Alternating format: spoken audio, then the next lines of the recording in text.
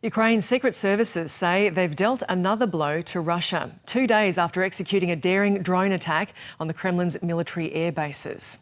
The agency, known as the SBU, has released footage claiming it detonated 1,100 kilograms of explosives to damage the foundations of the Kerch Bridge, which links Russia and Crimea, the peninsula illegally annexed by Moscow in 2014. It's a key route used to supply Russia's war effort, and it is the third time Kyiv has targeted the structure since Vladimir Putin's full-scale invasion of Ukraine in 2022.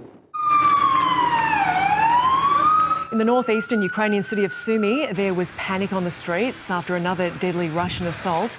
Local officials say at least 4 people were killed and more than 24 others injured in the rocket and drone attack.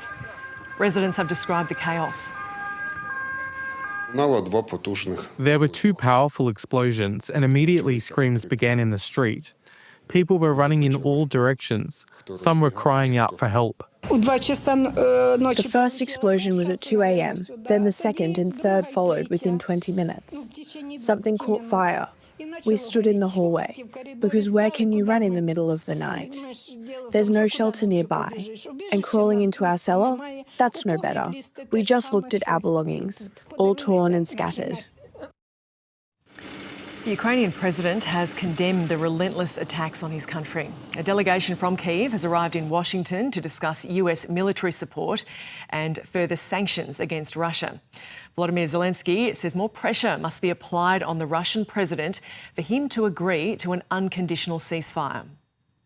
Russia's clear determination to continue the war, demonstrated both by their strikes and their statements, is a strong argument for new sanctions, tougher sanctions against Russia. I want to thank all Americans and Europeans who support this approach, compelling Russia to make peace. That is extremely important. The second round of direct talks between Russia and Ukraine in Istanbul has failed to advance the peace process. Moscow is demanding Kyiv give up the territory currently occupied by Russia to end the war, as well as accepting limits on the size of its army. Ukraine has rejected those conditions in the past. The Kremlin says it's yet to receive a formal response. The work is underway. Certain agreements were reached in Istanbul. They are important. Indeed, first and foremost, after all, it's about people. These agreements will be implemented, and then the work will continue. We are waiting for a reaction to our memorandum, which was handed over.